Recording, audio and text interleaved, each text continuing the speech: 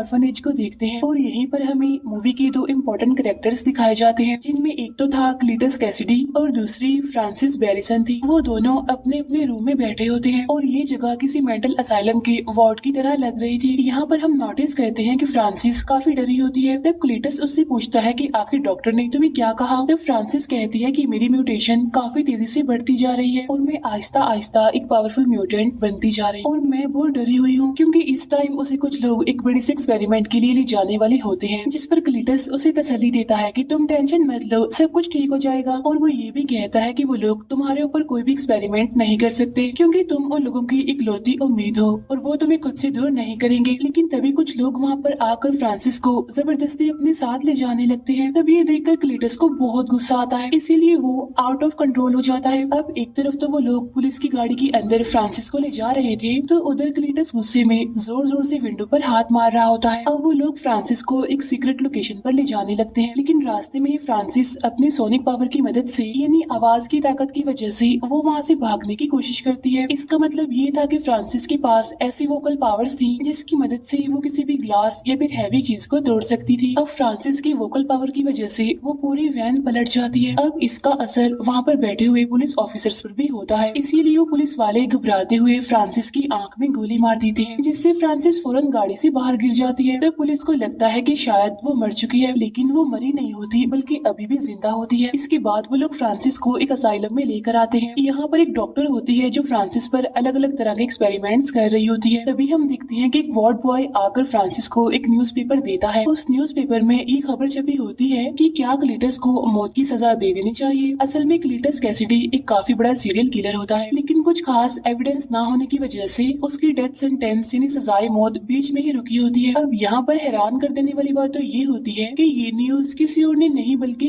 AD ने छपवाई होती है। और यहाँ पर डॉक्टर फ्रांसिस को कहती है कि क्लीटस जैसे लोगों को तो मौत की सजा जरूर होनी चाहिए। फिर नेक्स्ट सीन में हम डिटेक्टिव को देखते हैं जो कि एडी के साथ बात कर रहा होता है। यहाँ पर एडी डिटेक्टिव को कहता है कि मेरा क्लीटस से कोई भी लेना देना नहीं है, जिस पर वो डिटेक्टिव कहता है कि वो तो सिर्फ और सिर्फ तुमसे ही बात करना चाहता है। तब ये सुनकर एडी पूछता है कि मुझ में ऐसी क्या खास बात है जो वो मुझसे ही बात करना चाहता है। तब डिटेक्टिव कहता है कि जरूर कोई डेड बॉडी से रिलेटेड बातें होंगी जो वो तुमसे शेयर करना चाहता है, जाके एक बार उससे बात तो जरूर करनी चाहिए तुम्हें। अब यहाँ पर हम देखते हैं कि एडी की बॉडी से वेनम बाहर आकर उस डिटेक्टिव को खाने ही वाला होता है, लेकिन तभी एडी वेनम को रोक लेता है। इसके बाद वो दोनों यानी एडी और वेनम वॉशरूम में चले जाते हैं, जहाँ अंदर जाकर ये दोनों बातें करने लगते हैं। तभी वहाँ बैठी एक लेडी और डिटेक्टिव इनकी बातें सुन रहे थे। इन बातों में वेनम एडी को कहता है कि हमें सिटी के अंदर जाकर सिटी को प्रोटेक्ट करना चाहिए और यहाँ पर हम लोग बैठकर सिर्फ और सिर्फ बातें कर रहे हैं। अब यहाँ पर अगर देखा जाए तो वेनम एडी की इंसल्ट कर रहा होता है और साथ साथ उसे चिढ़ाता भी है, जिस पर एडी उसे कहता है कि वेनम तुम्हें मेरी रिस्पेक्ट करनी चाहिए, मैं तुम्हारा होस्ट हूँ, तो कम से कम इस बात की तो इज्जत रख लो। इसके फौरन बाद एडी यानी वेनम क्लीटस से मिलने के लिए एग्री हो जाता है। इसके बाद एडी क्लीटस से मिलने के लिए एक जेल में आता है। अब यहाँ पर उन दोनों के बीच बातें होने लगती है। यहाँ पर एडी क्लीटस से पूछता है कि आखिर तुम्हें मुझसे क्या चाहिए, तुमने मुझे यहाँ पर क्यों बुलवाया है। तब क्लीटस कहता है कि तुम्हें मेरे फैंस के लिए एक न्यूज को प्रिंट करना होगा और इसके बदले में मैं तुम्हें एक एक्सक्लूसिव इंटरव्यू दूंगा और इस इंटरव्यू में मैं तुम्हें अपने सारे सीक्रेट्स बता दूंगा कि आखिर मैंने जितने भी मर्डर्स किए हैं उनके पीछे क्या राज है और वो डेड बॉडीज कहाँ पर हैं। तब एडी उससे पूछता है कि आखिर इस पूरे काम के लिए तुमने मुझे ही क्यों चुना। तब जवाब में क्लीटस उससे कहता है बिकॉज आई लाइक यू। अब यहाँ पर क्लीटस एडी को वही न्यूज प्रिंट करने के लिए कहता है जो फ्रांसिस ने कुछ दिन पहले ही पढ़ी होती है। और जब एडी वहाँ से जाने लगता है तो क्लीटस उसे रोक लेता है और उसका ध्यान दीवार पर बनी कुछ शेप्स पर कर देता है। वहाँ पर कुछ मैसेजेस भी लिखी होती हैं, साथ साथ कुछ कब्रें भी बनी होती हैं, जिसे देखकर एडी वहाँ से आगे निकल जाता है। जाते जाते क्लीटस एडी को कहता है कि प्लीज मुझे भूल मत जाना। और जब एडी बाहर आता है तो वो डिटेक्टिव उससे पूछता है कि आखिर तुम्हें क्लीटस ने क्या कहा, जिस पर एडी सारी बात छुपाते हुए उसे कहता है कि अभी तक उसने मुझे कुछ भी नहीं कहा, लेकिन मेरी इंक्वायरी अभी भी उस पर जारी है। अब वैसे भी इस तरह की चीजों का पता लगवाने के लिए थोड़ा टाइम तो लगता ही है। फिर एडी अपनी बाइक पर बैठकर वहाँ से निकल जाता है। घर आने के बाद वेनम एडी की हेल्प करता है दीवार पर बनी उन सारी डायग्राम्स को डिकोड करने के लिए। साथ साथ उसे बीच की एक लोकेशन भी बताता है जहाँ पर क्लीटस ने सारी डेड बॉडीज को छुपा कर रखा हुआ था। फिर नेक्स्ट डे बहुत सारे पुलिस ऑफिसर्स उसी लोकेशन पर पहुंच जाते हैं जहाँ पर उन्हें बहुत सारी डेड बॉडीज मिलती हैं जिन्हें क्लीटस ने ही मारा होता है। इसके बाद सारे रिपोर्टर्स आकर एडी से बात करने लगते हैं और उससे पूछते हैं क्या तुम्हारी क्लीटस से दोस्ती हो गई है जो उसने ये सारे सीक्रेट्स तुम्हें बता दिए, यानी कि उसने अपने मारे हुए लोगों की सारी डेड बॉडीज को कहाँ पर छुपा कर रखा हुआ है, क्योंकि उससे अभी तक सिर्फ और सिर्फ तुम ही मिले हो अकेले और तुम्हारे उससे मिलने के बाद ही हमें ये इन्फॉर्मेशन मिल पाई है। अब जब ये इंटरव्यू लाइव टीवी पर आ रहा होता है तो ये देखकर वो डिटेक्टिव काफी गुस्सा हो जाता है क्योंकि इस बारे में एडी ने उसे नहीं बताया था बल्कि सारी बात छुपाई। तो इतनी बड़ी न्यूज देखकर तो उसको शौक लगना ही था। अब यहाँ पर सारे एविडेंस मिलने की वजह से क्लीटस को सजाए मौत सुना दी जाती है क्योंकि ये न्यूज हर जगह पर फैल जाती है और फ्रांसिस को भी इस बारे में पता चल जाता है। और ये पता चलने के बाद तो फ्रांसिस बहुत दुखी होती है और उधर क्लीटस को भी ऐसा लगने लगा था कि शायद एडी ने उसे धोखा दिया है। तो इसी वजह से वो इस सब के लिए एडी को रिस्पॉन्सिबल कहता है क्योंकि इस न्यूज के छपने की वजह से एडी रातों रात फेमस जो हो जाता है। इसके बाद वेनम एडी को कहता है कि हम मिलकर दुश्मनों का खात्मा करेंगे और वो एडी को ये भी कहता है कि अब मैं मुर्गियां खा खा कर तंग आ चुका हूँ और अब मैं इंसानों को खाने के लिए बेचैन हूँ। तब ये सुनकर एडी उसे कहता है कि हम तो पहले ही क्लीटस के केस में उलझे हुए हैं तो इसीलिए समझदारी इसी में है कि हमें और कोई रिस्क नहीं लेना चाहिए और अगर किसी भी पर्सन की मौत हो गई या फिर कोई गायब हो गया तो FBI का सीधा शक हमारे ऊपर ही होगा, इसीलिए इस टाइम में हम किसी भी मुसीबत को दावत नहीं दे सकते। अब इसी वजह से उन दोनों के बीच बहस होने लगती है और वेनम एडी को बुरा भला कहने लगता है। तब यहाँ पर एडी उसे फिर से कह देता है कि प्लीज मेरी रिस्पेक्ट किया करो। इसके बाद एडी मिलने के लिए एक शॉपकीपर के पास जाता है। इसके बाद वो सीधा एक पोल्ट्री फार्म में जाता है जहाँ पर आते ही वेनम बहुत सारी मुर्गियां खाने लगता है। अब खाना खाने के बाद ये भी दोनों वहाँ से जाने ही वाले होते हैं कि तभी रास्ते में गैंगस्टर एक लेडी को परेशान कर रहा होता है और उससे पैसे छीन कर वहाँ से भागने की कोशिश करता है। तब एडी वेनम को इस मसले में ना पड़ने के लिए कहता है लेकिन वेनम एडी की कोई बात नहीं सुनता और वो उस गैंगस्टर को खाने की कोशिश करता है। यहाँ पर एडी वेनम से काफी रिक्वेस्ट भी करता है कि प्लीज ऐसा मत करो, इसीलिए वेनम उस गैंगस्टर को छोड़ देता है और वो दोनों आगे बढ़ जाते हैं। और तभी अचानक से एडी के पास उसके फ्रेंड एन की कॉल आती है और वो एडी को मिलने के लिए बुलवाती है, इसीलिए एडी भी उससे मिलने के लिए एग्री हो जाता है। अब जब वो दोनों मिलते हैं तो यहाँ भी अंदर ही अंदर वेनम एडी से बातें कर रहा होता है। तो ये देखकर एन को भी पता चल जाता है कि एडी अंदर ही अंदर वेनम से बातें कर रहा है। तो इसीलिए एन एडी से पूछती है क्या वेनम अभी भी तुम्हारे साथ ही है, जिस पर एडी कहता है कि नहीं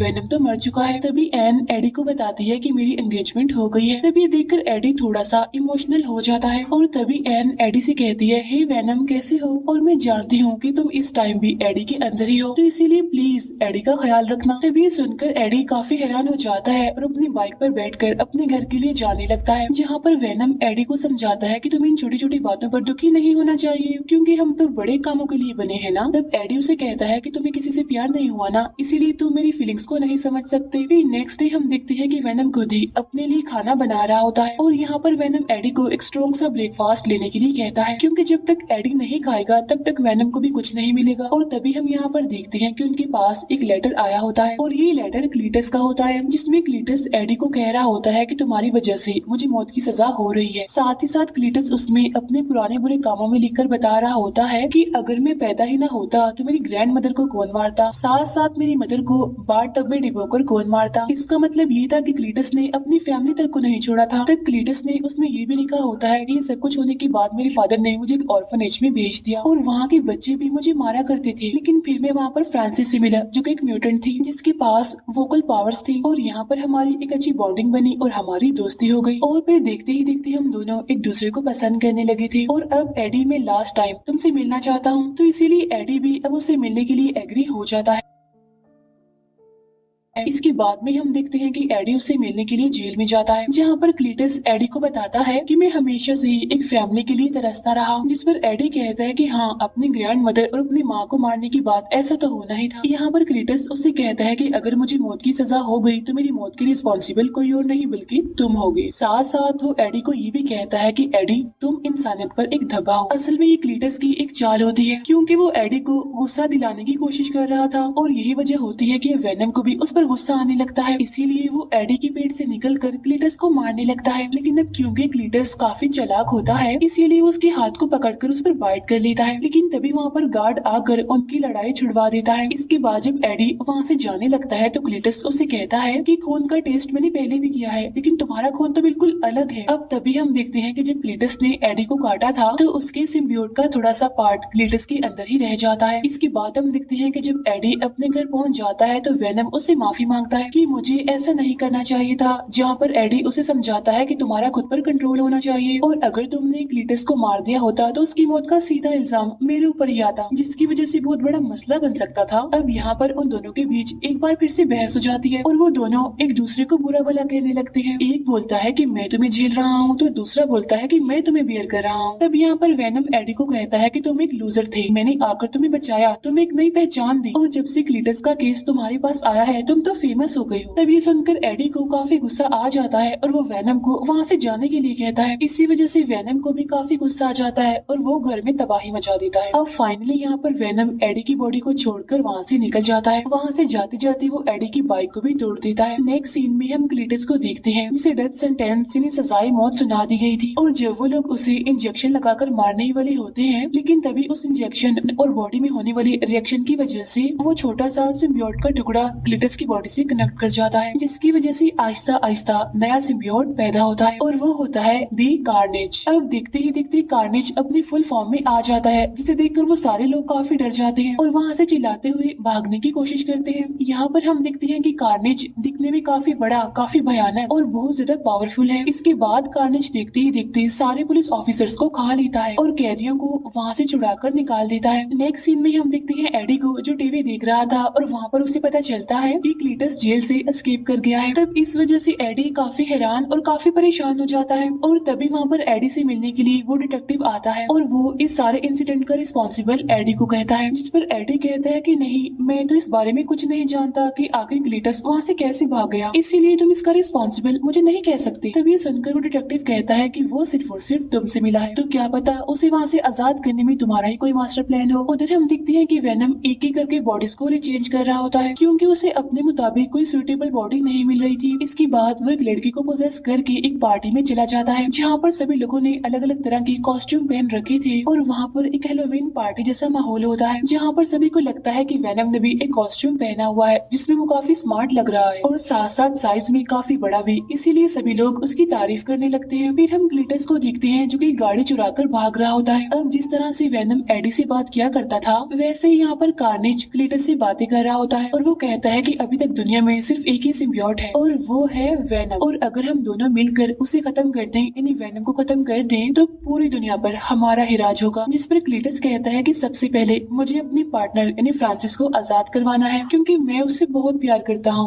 और वो मेरे साथ होनी चाहिए। तब ये सुनकर कार्नेज भी उसकी बात पर एग्री करता है। उधर पार्टी में वेनम काफी एंजॉय कर रहा होता है, डांस कर रहा होता है और इवन वो कंपटीशन भी जीत जाता है। वहाँ पर वेनम एक स्पीच भी देता है लेकिन वो एडी को काफी मिस कर रहा होता है। फिर एडी उसी ऑर्फनेज में पहुँचता है जहाँ पर क्लीटस रहा करता था, जहाँ उसे दीवार पर CK+FB लिखा हुआ दिखाई देता है। तब एडी डिटेक्टिव को कॉल करके उसे इस बारे में इन्फॉर्म करता है कि मैं उस ऑर्फनेज में हूँ जहाँ पर क्लीटस रहा करता था। तब यहाँ पर डिटेक्टिव उससे पूछता है कि आखिर FB का मतलब क्या है। तब एडी उसे बताता है कि FB का मतलब फ्रांसिस बैरिसन है। तब ये सुनकर वो डिटेक्टिव कहता है कि हमारे कुछ लोग फ्रांसिस को एक बड़े एक्सपेरिमेंट के लिए ले जा रहे हैं। यहाँ पर वो डिटेक्टिव उस इंसिडेंट की बात कर रहा होता है जो पुलिस ऑफिसर ने फ्रांसिस पर गोली चलाई थी, लेकिन उस डिटेक्टिव को ये बात पता नहीं होती कि फ्रांसिस बैरिसन अभी जिंदा है।